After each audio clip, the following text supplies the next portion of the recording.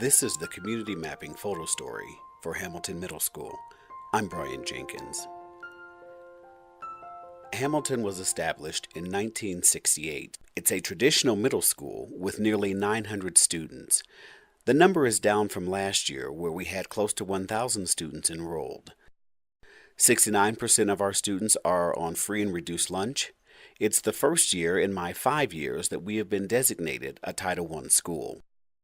44.8% of the population are English language learners, and nearly 42% of the population identify as Hispanic. Hamilton resides in the Hampton or Hampton Heights neighborhood. Our boundaries go as far south as Bellevue Avenue, east to Parker Road, north to Iliff Avenue, and west to Colorado Boulevard. The Hamden Branch Library is the closest to the school. I would consider it a small library with one meeting room and computers dispersed throughout the building. The community board is one of the first things you see when you enter, proudly displaying the activities and events available. One of the things that struck me most is the branch's Idea Lab, which is available to patrons free of charge. And you can see from this list there are a number of amenities within the lab to clamor over.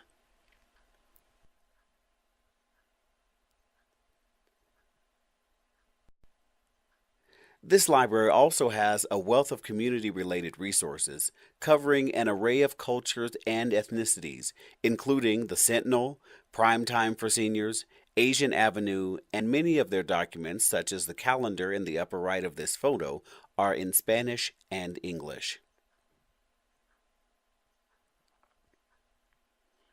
The Hamden neighborhood is a very well-established neighborhood, and the housing in the immediate vicinity of the school covers a range of options, from single-family homes to condominiums to apartments, which make up the larger portion of housing for our students. Interestingly, there is a private gated community, literally a short walk across the street from Hamilton. I found a home for sale in the private community with 3 bedrooms and 3.5 baths at almost 3,900 square feet. The asking price? $619,000. This is quite the stark contrast to the number of families that are in rental properties. In fact, the population density is 6,069 people per square mile, with a total population of 26,191 people living in this neighborhood. The median rent is $1,069, and the median price for single-family home in this area is just under $270,000. Clearly, the previous example of the $619,000 home is on the extreme end of the spectrum, but there are more houses than one would expect in that range. Typically, the houses in Hamilton's neighborhood resemble this photo: average-size homes, many with 2-car garages. There's lots of shopping opportunities within a short 5-minute drive. We are near the famous Tamarack Square Shopping Center, which boasts of several merchants and eateries for one's enjoyment, including Whole Foods, the Fresh Fish Company, Chipotle, China Beijing, Yak and Yeti, and Super Walmart. Many of our students frequent this Super Target after school and on weekends. Las Caras Mexican restaurant is owned by one of our former Hamilton families, but you can see that there is quite the array of variance in dining experiences. Over the last couple of years, there has been significant construction on the southeast quadrant of Hamden and Yosemite. The addition of Les Schwab tires and the Cube Smart self-storage have brought a feeling of growth to this area, accenting the already established Scandinavian Designs furniture store and the First Bank nearby. Another curious happening is that there once was a Wendy's on the southwest quadrant of Yosemite and Hamden. They posted a sign saying that they were closing for remodeling, and when they reopened, it was remodeled. It was no longer a Wendy's, it was a marijuana dispensary. I chose to get some insight from someone I think knows the area quite well. Julie is one of our secretaries who grew up in this neighborhood, has lived here all of her adult life, has sent three children to Hamilton, and works in the main office and has done so for nearly 2 decades.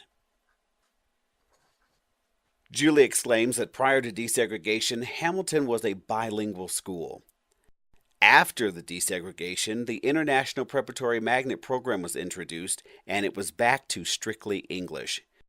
Now, in 2018, the pendulum has swung back the other way, and Hamilton strives to provide communication for our non native speakers in as many languages as possible. Julie posits, and I agree, that some of the greatest assets are those who live and work right in the community, down the street, and around the corner. We have a number of Muslim, Asian, Hispanic, and even Jewish families that can provide great insight into their cultural and ethnic backgrounds that would be beneficial for both the students and the staff of Hamilton Middle School.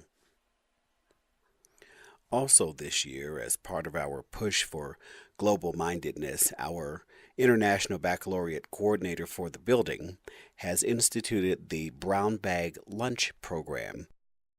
Guests are invited from the community to come in and share with students in small settings during their lunch period about various things that they might be interested in, whether it's job related, whether it's future career related. It could even be culturally related to things that happened in the past that inevitably have an effect on the present and into the future. As a world languages teacher, knowing that food is closely linked to the culture, I think one really exciting thing would be to try to get the owners of Las Caras to come to our school, perhaps during our junior academy or career day, and talk about their experiences as a restaurant owner. And maybe I'll even send my students on a mini community mapping assignment for homework.